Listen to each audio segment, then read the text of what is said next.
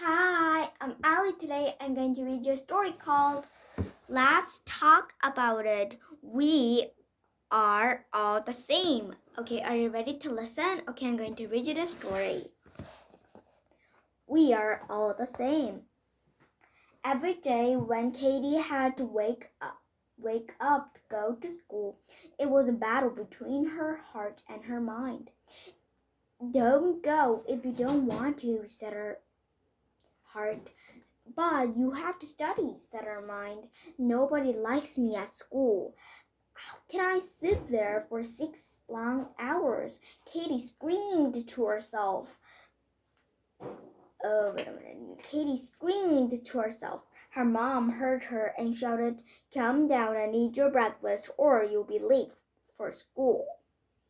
Katie dragged herself down the stairs and sat down to eat her breakfast. As she took each bite, she kept thinking of different excuses that she could come up with at school. Maybe I could pretend to have a headache, she thought to herself, or maybe I could say that I feel nauseated. After a while, Katie dropped the idea of making any excuses. Mom isn't going to buy any of them. She caught me last week when I told her I had a fever, and she instantly checked my temperature with a thermometer. So Katie got on the school bus and reached school only to disappoint once again. She kept her head down and avoided any contact with the other kids. She walked alone towards her class and sat in the corner while the other girls and boys chatted with each other. Katie kept staring outside the window until the teacher came in. Katie often wondered why she was stared at. The reason why Katie was treated by people this way was because she looked different. Katie was an African American.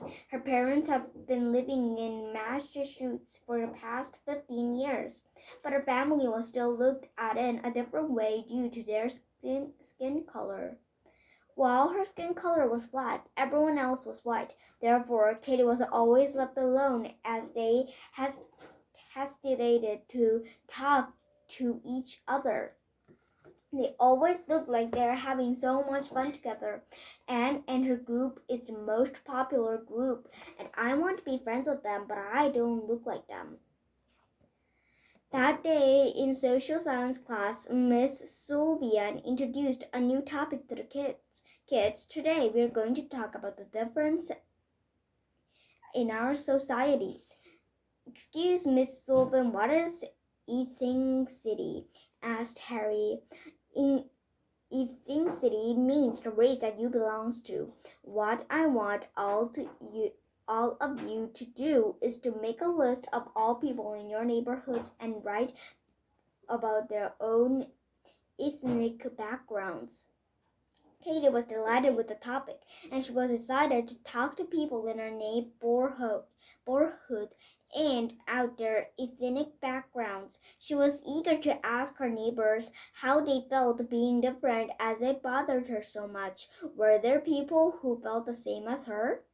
In the afternoon, she went to every house and knocked on the door. "Hello," she said. "My name is Katie, and I live in this neighborhood. I want to ask for a little help." "What is it, dear?" said a short, elderly lady with white hair. Her skin was pearl white, and her accent sounded a bit different from Katie's. "I have a school project on different races and ethnicities in the world. Can you please tell me about your ethnic background?" "Sure, please do come in," said the lady. The elderly lady walked Katie towards the garden and began to tell her story.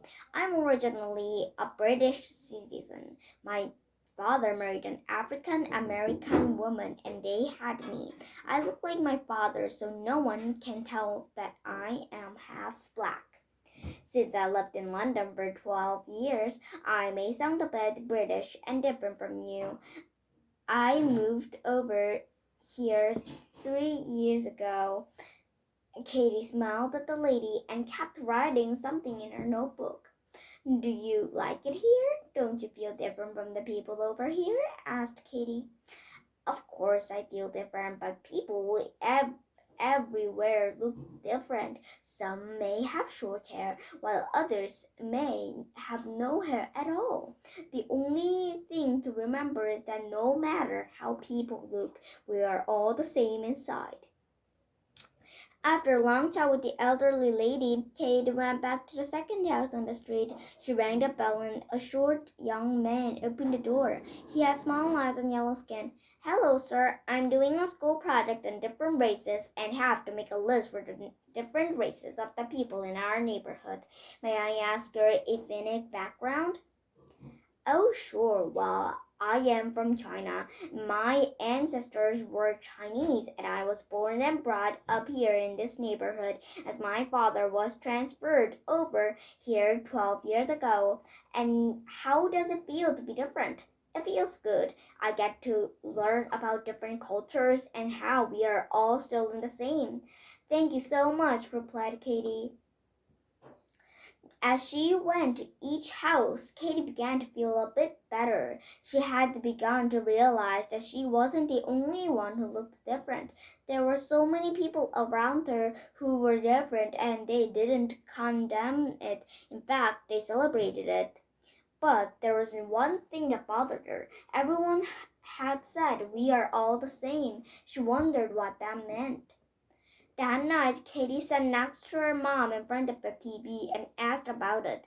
How are all of us the same? We look different, we talk differently, and we even have different languages. Then how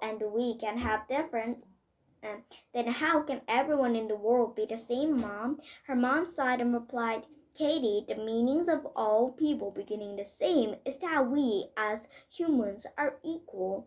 We may have different color skin and different heights, weights, or eyes, but we have the same heart.